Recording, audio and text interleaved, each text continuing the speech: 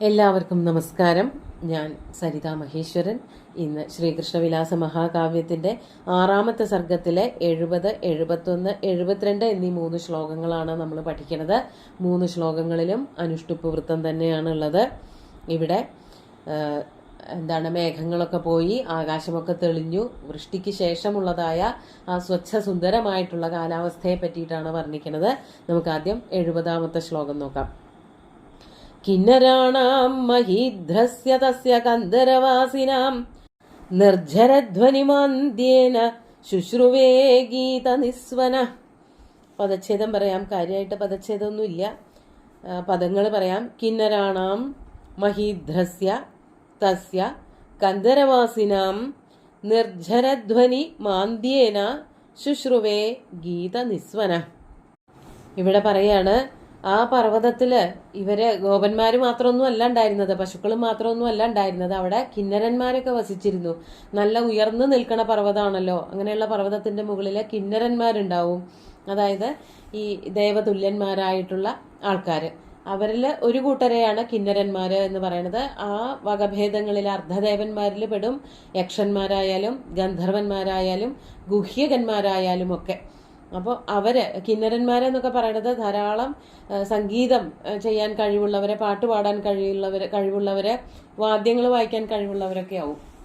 അപ്പോൾ അവരെ ഹയമുഖന്മാര്, പകുതി ശരീരത്തിന്റെ ഭാഗം മുഖത്തിന്റെ അവിടെയൊക്കെ കുതിരയുടെ പോലെ ആയിരിക്കുമെന്നൊക്കെ പറയണത്, അതൊക്കെ അങ്ങനെ പറയാറുണ്ട്. പുരാണങ്ങളിലെ പഴയ കഥകളിലൊക്കെ പറയാറുണ്ട്. കിന്നര മിഥുനങ്ങളെ അന്വേഷിച്ചുകൊണ്ട് ചന്ദ്രാപീഠൻ അങ്ങനെ കാട്ടിലേക്ക് കയറിപ്പോയി എന്നുള്ളത് കാദംബരി എന്ന് പറഞ്ഞ കഥയിൽ നമ്മൾ കേട്ടിട്ടുണ്ടാവും. അപ്പോൾ അങ്ങനെയൊക്കെയുള്ള കഥകൾ നമ്മുടെ നാട്ടിലുണ്ടായിരുന്നു. കിന്നരന്മാരെന്ന് പറഞ്ഞാൽ അവരെ ഇപ്പോൾ കിനോർ എന്ന് പറയുന്നുണ്ട് എന്നും, ഹിമാലയത്തിന്റെ സമീപമുള്ള ചില പ്രദേശങ്ങൾ ആ പേരിൽ അറിയപ്പെടുന്നുണ്ട് എന്നും പറയുന്നുണ്ട്. കിനോർ എന്നാണ് അവർക്ക് ഇന്ന് കൊടുത്തിരിക്കുന്ന, അല്ലെങ്കിൽ ഇപ്പോൾ കേൾക്കുന്നതായിട്ടുള്ള പേര്. അവർ തന്നെയാണ് പണ്ടത്തെ കിന്നരന്മാര് എന്ന് പറയപ്പെടുന്നു. അവര് സാധാരണക്കാരായിട്ടുള്ള ഈ മലമ്പ്രദേശങ്ങളിൽ ജീവിക്കുന്ന ആൾക്കാരാണ്. എന്തുകൊണ്ടാണ് പിന്നെ ഇങ്ങനെയൊക്കെയുള്ള സങ്കല്പങ്ങള്, കുതിരകളുടെ ഛായയുണ്ട് അല്ലെങ്കിൽ അവരുടെ മുഖം ആണ് അവർക്കുള്ളത് എന്നുള്ളതൊന്നും പറയുന്നതിൽ അതിനൊന്നും പ്രത്യേകിച്ച് തെളിവുകളൊന്നും കിട്ടിയിട്ടില്ല. അങ്ങനെ ഈ പർവ്വതങ്ങളുടെ ഉയർന്ന പ്രദേശങ്ങളിൽ താമസിക്കുന്നവരായിട്ടുള്ള കിന്നരന്മാര്, അതാണ് പറയണത്. കന്ദരവാസിനാം കിന്നരാണാം തസ്യ മഹീധ്രസ്യ കന്ദരവാസിനാം കിന്നരാണാം. ഇങ്ങനെയാണ് അന്വയം പറയേണ്ടത്.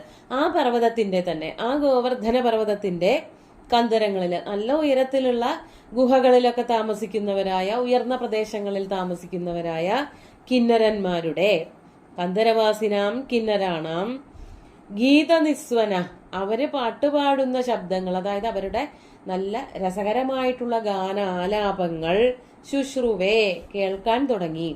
എന്തുകൊണ്ടാണ് അവർ പാടുന്നത് കേൾക്കാൻ തുടങ്ങി എന്ന് പറഞ്ഞത്? ഗീതനിസ്വന ശുശ്രുവേ എന്ന് പറഞ്ഞത് അത്രയും നേരം എന്തുകൊണ്ടാണ് കേൾക്കാഞ്ഞതെന്നാണെങ്കിൽ, നിർജ്ജരധ്വനി മാന്ദ്യേന, മഴ നിന്നു, അതോടുകൂടിയിട്ട് വെള്ളത്തിന്റെ ഒഴുക്ക് നിന്നു. അതാണ് നിർജ്ജരധ്വനി മാന്ദ്യം. നിർജ്ജരങ്ങൾ എന്ന് പറഞ്ഞാൽ ഈ പർവ്വതത്തിൽ നിന്നൊക്കെ ഒഴുകി വരുന്നതായ വലിയ വലിയ അരുവികൾ. ആ വലിയ അരുവികളുടെ ഒഴുക്ക് നിന്നതോടുകൂടിയിട്ട്, അതിന്റെ കുതിച്ചുചാട്ടം ഒഴിഞ്ഞതോടുകൂടിയിട്ട്, നിർജ്ജരധ്വനി മാന്ദ്യേന, അതിന്റെ ശബ്ദം കുറഞ്ഞപ്പോൾ, വെള്ളം ഒഴുകണതിന് കഠിനമായിട്ടുള്ള ശബ്ദമുണ്ട്, വേറെ ഒന്നും കേൾക്കില്ല. വെള്ളം ഒഴുകണതിന്റെ അടുത്ത് പോയി നിന്നാൽ വേറെ എന്ത് ശബ്ദം ഉണ്ടെങ്കിലും കേൾക്കാനേ പറ്റില്ല. കഠിനമായിട്ട് കുത്തിച്ചാടുന്ന വെള്ളത്തിന്റെ ശബ്ദം മാത്രമേ കേൾക്കാൻ പറ്റുള്ളൂ. അപ്പോൾ നല്ല കഠിനമായിട്ടുള്ള മഴ പെയ്യുമ്പോൾ ഇതുപോലെയുള്ള വെള്ളം ഒഴുകലുകളും ഉണ്ടാവും, ശബ്ദം ഉണ്ടാവും.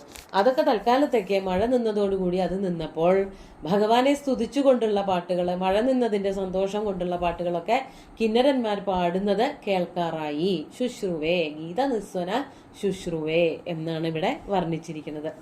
അടുത്ത 71ാമത്തെ ശ്ലോകത്തില് എന്താണ് ഉണ്ടായത് എന്ന് പറയാണ്. ദിങ്മുഖേഷു പ്രസർപ്പന്ത്യാ ശരജ്യോത്സ്നാ വിശുദ്ധയാ ഘനാ കൃഷ്ണസ്യ കീർത്തിയേവ ശ്വേതിമാനം പ്രപേദിരേ. ഇതും അന്തരീക്ഷത്തിനെ വർണ്ണിക്കുന്ന ഒരു ശ്ലോകം തന്നെയാണ്. പദച്ഛേദം പറയാം. ദിങ്മുഖസ്യ പ്രസർപ്പന്ത്യാ ശരജ്യോത്സ്നാ വിശുദ്ധയാ ഘനാ കൃഷ്ണസ്യ കീർത്തിയാ ഇവ ശ്വേതിമാനം പ്രപേദിരേ. മഴക്കാറൊക്കെ മാറിയാല് സാധാരണഗതിയിൽ നല്ല സൂര്യപ്രകാശം ഉണ്ടാവും, പകലൊക്കെ നല്ല തെളിച്ചുണ്ടാവും. രാത്രിയായാൽ നല്ല നിലാവുണ്ടാവും, ചന്ദ്രനും ഉണ്ടാവും. അതൊക്കെ ഇവിടെ തെളിഞ്ഞു എന്നാണ് പറയണത്. മഴമേഘങ്ങളൊക്കെ പോയി ഒളിച്ചുല്ലോ, അവരൊക്കെ ക്ഷീണിച്ചു, അവരെയൊക്കെ കാണാനില്ലാതെ പോയി. പിന്നെ ചില മേഘങ്ങൾ വന്നവർക്കൊക്കെ എന്താണ്ടായത് എന്നുള്ളതും കൂടി വർണ്ണിക്കുകയാണ് ഇവിടെ. എന്താണ് മേഘങ്ങൾക്ക് സംഭവിച്ചതെന്നാണെങ്കിൽ, ദിങ്മുഖേഷു പ്രസർപ്പന്ത്യ ശരജ്യോത്സ്നാ വിശുദ്ധയാ കൃഷ്ണസ്യ കീർത്തിയ. ദിങ്മുഖേഷു, ദിക്കുകളുടെ മുഖങ്ങളിലൊക്കെ പ്രസർപ്പന്ത്യ, പ്രസർപ്പണം നടത്തിക്കൊണ്ടിരിക്കുന്ന, വ്യാപിച്ചുകൊണ്ടിരിക്കുന്നതായ കൃഷ്ണസ്യ കീർത്തിയ, കൃഷ്ണന്റെ കീർത്തി കൊണ്ടെന്ന പോലെ ശ്രീകൃഷ്ണന്റെ കീർത്തി ദിക്കുകളിൽ ഒട്ടാകെ വ്യാപിക്കാൻ തുടങ്ങി. എങ്ങനെയുള്ള കീർത്തിയാണ് വ്യാപിച്ചത്? ശരജ്യോത്സ്നാ വിശുദ്ധയാ കീർത്തിയ, ശരത്കാലത്തെ നിലാവ് പോലെയുള്ള കീർത്തി കൊണ്ട്. അപ്പോൾ മഴക്കാറൊക്കെ പോയി നല്ല നിലാവ് വന്നു. ആ നിലാവ് പോലെയാണ് കൃഷ്ണന്റെ കീർത്തിയും വ്യാപിച്ചത് എന്നാണ് ഇവിടെ പറയണത്. ആ ഭഗവാന്റെ കീർത്തി കൊണ്ട്, കീർത്തിക്ക് നല്ല വെളുപ്പാണ് എന്നുള്ളത് കൊണ്ട് എപ്പോഴും അങ്ങനെയാ വർണ്ണിക്കുക. വിശുദ്ധിയുടെ നിറമൊക്കെ വെളുപ്പാണ്. അതുകൊണ്ട് ശരത്കാലത്തെ നിലാവ്, ശരത്കാലം എന്ന് പറഞ്ഞാൽ മേഘങ്ങളുടെ പെയ്ത്തും ബഹളവും ഒക്കെ തീർന്നിട്ടുള്ളതായ കാലമാണ്. മഴക്കാലമൊക്കെ തീർന്നിട്ട് വരുന്നതായ കാലം, അതായത് ഓണക്കാലോ അല്ലെങ്കിൽ നവരാത്രി കാലോ അതൊക്കെയാണ്, കന്നിമാസമൊക്കെയാണ് ഈ തെളിഞ്ഞ കാലാവസ്ഥയായിട്ട് ശരത്കാലമായിട്ട് കണക്കാക്കപ്പെടുന്നത്. അത് കഴിഞ്ഞാൽ പിന്നെയും വരും നമ്മുടെ നാട്ടിലെ തുലാവർഷം. അത് വേറെ എവിടെയും ഇല്ല, നമ്മുടെ നാട്ടിലൊക്കെ തന്നെയുള്ളൂ തുലാവർഷം. അപ്പോൾ ഈ ശരത്കാലത്ത് ഉണ്ടാകുന്നതായ നല്ല തെളിഞ്ഞ മേഘം, അതുപോലെ തന്നെ തെളിഞ്ഞ നിലാവ്, തെളിഞ്ഞ പൂർണ്ണചന്ദ്രൻ, ഒരു മേഘം പോലും വന്ന് അതിനെ മറക്കില്ല. കറുത്ത മേഘങ്ങളാണ് പൊതുവെ ചന്ദ്രനെയും സൂര്യനെയും ഒക്കെ മറയ്ക്കുക. ശരത്കാലത്ത് അങ്ങനെ മഴക്കാറ് ഇല്ല, അതായത് മഴവെള്ളം ഉൾക്കൊള്ളുന്ന മഴമേഘങ്ങളില്ല എന്നുള്ളത് കൊണ്ട് തന്നെ ഈ ചന്ദ്രനും സൂര്യനും ഒന്നും മറവ് വരില്ല. അപ്പോൾ അത്രയ്ക്ക് തെളിഞ്ഞു നിൽക്കുന്ന നിലാവ്, ആ നിലാവ് പോലെ തന്നെ വിശുദ്ധിയോടുകൂടിയ ശ്രീകൃഷ്ണന്റെ കീർത്തി. എന്തായിരുന്നു ഭഗവാന്റെ കീർത്തി? ഈ ഒരു പ്രവൃത്തി കൊണ്ട് ഇന്ദ്രനെ തോൽപ്പിച്ചു. 7 ദിവസം നിന്നു പെയ്തിട്ടും ഗോകുലത്തിനെ ഒരു ചുക്കം ചെയ്യാൻ പറ്റിയില്ല എന്നുള്ളതായിട്ടുള്ള വിശുദ്ധമായിട്ടുള്ള കീർത്തി. അവിടെ ഒരശുദ്ധിയുമില്ല, എല്ലാവരെയും രക്ഷിക്കുകയാണല്ലോ ഭഗവാൻ ചെയ്തത്. അതുകൊണ്ട് ഭഗവാന്റെ കീർത്തി നല്ല ശുദ്ധമായിട്ടുള്ള കീർത്തിയാണ്. അത് ലോകം മുഴുവനും വ്യാപിച്ചതോടുകൂടിയിട്ട് അവിടേക്ക് വന്ന മേഘങ്ങൾക്കൊക്കെ എന്താ സംഭവിച്ചത്? ഘനാഹ, ഘനങ്ങൾ മുഴുവനും തന്നെ, ഘനം എന്നുള്ളത് കൊണ്ട് മേഘം എന്നർത്ഥം, മേഘങ്ങള് മുഴുവനും തന്നെ ശ്വേതിമാനം പ്രപേതിരെ ഇവ, വെളുത്തതായി പോയോ എന്ന് തോന്നി. ഭഗവാന്റെ കീർത്തിയുടെ സംസർഗം കൊണ്ട് ലോകം മുഴുവനും ഭഗവാന്റെ വിശുദ്ധമായിട്ടുള്ള കീർത്തി വ്യാപിച്ചു. ആ വിശുദ്ധമായിട്ടുള്ള കീർത്തിയുടെ സംസർഗം കൊണ്ട് കറുത്ത മേഘങ്ങളൊക്കെ വെളുത്തുപോയോ എന്ന് തോന്നും എന്നാണ് കവി വർണ്ണിക്കുന്നത്. യഥാർത്ഥത്തില് മഴക്കാറൊക്കെ ഒഴിഞ്ഞു, പിന്നെ വെളുത്ത നല്ല പഞ്ഞിക്കെട്ട് പോലെയുള്ള മേഘങ്ങളായി വന്ന് നിരന്നത്. അപ്പോൾ തെളിച്ചം നല്ലവണ്ണം ഉണ്ടായി, രാവും പകലും തെളിഞ്ഞു നിന്നു. അവിടെ ഭഗവാന്റെ കീർത്തി ലോകം മുഴുവനും വ്യാപിച്ചു എന്ന് പറഞ്ഞ് വളരെ ഭംഗിയായിട്ടുള്ള ആ മഴ നിക്കലൊക്കെ നല്ല ഭംഗിയായിട്ട് വർണ്ണിക്കുന്നുണ്ട് കവി. മഴയൊക്കെ പോയിട്ട് എങ്ങനെയാണ് ആകാശം തെളിഞ്ഞത്, മനുഷ്യരുടെ മനസ്സുകളിലേക്ക് എങ്ങനെയാണ് ആനന്ദം വന്നത്, കിന്നരന്മാരെന്താ ചെയ്തത് എന്നുള്ളതൊക്കെ ഭംഗിയായിട്ട് കവി വർണ്ണിക്കുന്നുണ്ട്. നമുക്ക് 72ാമത്തെ ശ്ലോകം കൂടി നോക്കാം. കാർപ്പാസതൂളവത്സദ്യോ ലഘുത്വം സമുപേയുഷ പവന കൃഷ്ണഭക്തിയേവ ചകർഷാബ്ദാനിതസ്തത. നമുക്ക് ആദ്യം പദച്ഛേദം പറയാം. കാർപ്പാസതൂളവത് സദ്യ ലഘുത്വം സമുപേയുഷ പവന കൃഷ്ണഭക്തിയ ഇവ ചകർഷ അബ്ദാൻ ഇത തത. ഇനി കാറ്റുവീശി എന്നാണ് പറയുന്നത്. കഴിഞ്ഞ ശ്ലോകത്തില് മഴക്കാറൊക്കെ പോയി നല്ല നിലാവ് വന്നു, നിലാവ് പോലെ തന്നെ കൃഷ്ണന്റെ കീർത്തിയും പരന്നു എന്ന് പറഞ്ഞു. അവിടെ നിലാവ് എന്നുള്ളത്, നിലാവ് പരന്നതായിട്ട് പറഞ്ഞില്ലെങ്കിലും ശരജ്യോത്സ്നാ വിശുദ്ധയ എന്നുള്ള പരാമർശം കൊണ്ട് തന്നെ അതവിടെ നിലാവ് വന്നതായിട്ട് കണക്കാക്കണം. അടുത്തതായിട്ട് സുഖകരമായിട്ടുള്ള കാറ്റുവീശലിനെ പറ്റിയിട്ടാണ് പറയണത്. എന്താണ് കാറ്റിന്റെ പ്രത്യേകത എന്താണ് എന്നാണെങ്കിൽ, കാറ്റ് ഈ ഗോകുലത്തിലേക്ക് വരുന്ന മേഘങ്ങളെയൊക്കെ ഓടിച്ചു എന്നാണ് പറയണത്. പവന കൃഷ്ണഭക്തിയാ ഇവ, പവന പവമാന എന്നൊക്കെ പറഞ്ഞാല് കാറ്റ് എന്നർത്ഥം. കാറ്റ് കൃഷ്ണനോടുള്ള ഭക്തി കൊണ്ടാണോ എന്ന് തോന്നും. ശ്രീകൃഷ്ണനോടുള്ള അടക്കാനാവാത്ത ഭക്തി കാരണം ഇനി ഗോകുലത്തിൽ ഒരു അപകടവും സംഭവിക്കരുത് എന്ന് വിചാരിച്ചിട്ട്, ഒരാപത്തും ഇവിടെ ഉണ്ടാവരുത് എന്ന് കരുതിയിട്ടാണോ എന്ന് തോന്നും. എന്താ ചെയ്തത്? കാർപ്പാസതൂളവത് ലഘുത്വം സമുപേയുഷ അബ്ദാൻ സദ്യ ഇതസ്തത ചകർഷ. കാർപ്പാസതൂളവത് ലഘുത്വം സമുപേയുഷ. കാർപ്പാസതൂളം എന്ന് പറഞ്ഞാൽ, തൂളം എന്ന് പറഞ്ഞാൽ പഞ്ഞി എന്നാണ് അർത്ഥം. തൂളശയ്യ, പഞ്ഞിക്കിടക്ക എന്നർത്ഥമുണ്ട്. അപ്പോൾ ഇവിടെ പറയാണ് കാർപ്പാസതൂളം എന്ന് പറഞ്ഞാൽ, കാർപ്പാസം എന്ന് പറഞ്ഞാൽ ശരിക്കും പരുത്തിയാണ്. പരുത്തിയുടെ നൂല് പോലെ, അല്ലെങ്കിൽ നമുക്ക് പറയാം ഈ അപ്പൂപ്പൻ താടി മുത്തപ്പൻ താടി എന്നൊക്കെ പറയണ പോലെ അങ്ങനെ വളരെ നേർത്തതായി തീർന്ന, ഒരു കനവുമില്ലാത്തതായി പോയ കാർപ്പാസതൂളവത്, അങ്ങനെ പറന്നു നടക്കുന്നതായ, അതാണ് ലഘുത്വം സമുപേയുഷ. ഒരു കനവും ഇല്ലാതെ, ഒരു ചെറിയ കാറ്റ് വരുമ്പോഴേക്കും തൂവലൊക്കെ പറക്കണത്, തൂവല് പിന്നെ അവിടെ കിടക്കും. ഈ അപ്പൂപ്പൻ താടികൾ വേഗം പറന്നു പോവും. അതായത് ഒരുതരം വിത്താണത്. വിത്തിന്റെ മുകളിൽ ഇങ്ങനെ ചെറുതായിട്ട് നൂല് പോലെയുള്ളതായ ഭാഗങ്ങൾ കാണാം. അതാണ് ഈ പറന്നു പോണത്. അത് വേറെ എവിടെയെങ്കിലും വന്ന് ചെന്ന് വീണിട്ട് അവിടെ വളർന്ന് മരമായി തീരും.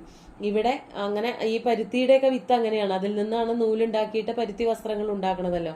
അതുപോലെയുള്ള മേഘങ്ങള് എന്ന് പറയുമ്പോൾ പരുത്തിയുടെ നിറം വെള്ളയാണ്, പരുത്തി നൂലിന്റെ നിറം വെള്ളയാണ്. ആ വെള്ള നിറം പ്രാപിച്ചവരായ കനമില്ലാത്തതായ, കനമുള്ള മേഘങ്ങൾ എന്ന് പറയുമ്പോൾ മഴമേഘങ്ങളാണ്. നിറച്ച് വെള്ളമുള്ളത് കൊണ്ട് മഴമേഘങ്ങൾക്ക് നല്ല കനുണ്ടാവും. ഇത് സാധാരണ അങ്ങനെ പഞ്ഞിക്കെട്ട് പോലെയുള്ള മേഘങ്ങൾ, അവയ്ക്ക് ഒരു കനവും ഇല്ല. അങ്ങനെയുള്ള മേഘങ്ങൾ വന്നപ്പോൾ തന്നെ ഇവിടെ ഇനി ഒരു മേഘത്തിനും സ്ഥാനമില്ല എന്ന് കാണിക്കാൻ വേണ്ടിയിട്ട് ഭഗവാനോടുള്ള ഭക്തി വർദ്ധിച്ചത് കാരണമാണോ എന്ന് തോന്നും. വീണ്ടും ഉത്പ്രേക്ഷാലങ്കാരം. കാറ്റ് എന്താണ് അവയെ ചെയ്തത്? ലഘുത്വം സമുപേയുഷ അബ്ദാൻ. വളരെ ലഘുവായി പറന്നു നടക്കുന്നതായ മേഘങ്ങളെ മുഴുവനും തന്നെ ഇതസ്തത ചകർഷ, കാറ്റടിച്ച് ഓടിച്ചു വിട്ടു. ഇങ്ങോട്ട് ആരും വരണ്ട, ഇവിടെ ഇനി മേഘത്തിനെന്നല്ല ഒന്നിനും സ്ഥാനമില്ല, തെളിഞ്ഞ ആകാശം മാത്രമേ ഗോകുലത്തിന്റെ മുകളിൽ ഉണ്ടാവണ്ടൂ എന്ന് നിർബന്ധം ഉള്ളതുപോലെ ആ കാറ്റ് ഇവിടെ ഗോകുലത്തിന്റെ സമീപത്തേക്ക് വന്നിരുന്ന മഴമേഘത്തിനെന്നല്ല, ചെറിയ മേഘത്തിനെ പോലും ഓടിച്ചു വിട്ടു. കാറ്റടിച്ച് മേഘങ്ങളൊക്കെ പറന്നുപോയി എന്നർത്ഥം. അതുകൊണ്ട് ആ ഗോകുലം മുഴുവനും വളരെ ശുദ്ധമായിട്ട്, മഴക്കാറില്ലാതെ മഴയൊഴിഞ്ഞ് തെളിഞ്ഞ് പ്രകാശിച്ചു എന്നാണ് കവി വർണ്ണിച്ചിരിക്കുന്നത്. നമുക്ക് 3 ശ്ലോകങ്ങളും ഒന്നുകൂടി ചൊല്ലി നോക്കാം. കിന്നരാണാം മഹീധ്രസ്യ തസ്യ കന്ദരവാസിനാം നിർജ്ജരധ്വനിമാന്ദ്യേന ശുശ്രുവേ ഗീതനിസ്വന ദിങ്മുഖേഷു പ്രസർപ്പന്ത്യാ ശരജ്യോത്സ്നാ വിശുദ്ധയാ ഘനാ കൃഷ്ണസ്യ കീർത്യേവ ശ്വേതിമാനം പ്രപേദിരേ കാർപ്പാസതൂളവത് സദ്യോ ലഘുത്വം സമുപേയുഷ പവനഃ കൃഷ്ണഭക്തിയേവ ചകർഷാബ്ദാനിതസ്തത. മഴ മാറിയിട്ടുള്ളതായ ഗോകുലത്തിന്റെ വർണ്ണനയാണ്. ഇനി ഗോപന്മാരൊക്കെ എന്താ ചെയ്യാൻ പോണതെന്നുള്ളത് അടുത്ത ശ്ലോകങ്ങളിലൊക്കെ പറയും. ശരിക്കും ഈ ഒരു ശ്ലോകങ്ങൾ വായിച്ചപ്പോൾ പെട്ടെന്ന് ഇപ്പോൾ നടന്നുകൊണ്ടിരിക്കുന്ന വയനാടിന്റെ ഒരു ദുരവസ്ഥയാണ് ആലോചിച്ചത്. ഈ മഴവെള്ളം അതുപോലെ തന്നെ വലിയ വലിയ നിർജ്ജരങ്ങൾ പൊട്ടി ഒഴുകി വരുമ്പോൾ ഉണ്ടാകുന്നതായ ആൾക്കാരുടെ ബുദ്ധിമുട്ടുകൾ, അതൊക്കെ ഗോകുലത്തിൽ അങ്ങനെ തന്നെ ഉണ്ടാവേണ്ടതായിരുന്നു. പക്ഷേ ശ്രീകൃഷ്ണ ഭഗവാൻ അവരെയൊക്കെ ഈ പർവ്വതത്തിന്റെ ഗുഹയിൽ, അല്ലെങ്കിൽ പർവ്വതം പൊക്കിയിട്ട് അതിൻ്റെ അടിയിൽ വളരെ സുരക്ഷിതമായിട്ടുള്ളൊരു സ്ഥാനത്ത് കൊണ്ട് പാർപ്പിച്ച് രക്ഷിച്ചു. എല്ലാവർക്കും ഭഗവാന്റെ അനുഗ്രഹം ഉണ്ടാവട്ടെ, എല്ലാവരുടെ ദുഃഖങ്ങൾക്കും ഭഗവാൻ അറുതി ഉണ്ടാക്കട്ടെ എന്ന് മാത്രം ആത്മാർത്ഥമായിട്ട് പ്രാർത്ഥിക്കുകയാണ്. ഇത് എന്തോ വളരെ ഒരു നിമിത്തം പോലെ ഈ വർണ്ണിക്കുന്ന വിഷയവും ഇപ്പോഴത്തെ കാലാവസ്ഥയും ഒക്കെ കൂടി ചേരണത് പോലെ തോന്നുകയാണ്. എല്ലാവർക്കും ഭഗവാൻ ആശ്വാസം അരുളട്ടെ എന്ന് മാത്രം പ്രാർത്ഥിച്ചുകൊണ്ട് എല്ലാവർക്കും ശുഭദിനം നേർന്നു നിർത്തട്ടെ. നന്ദി.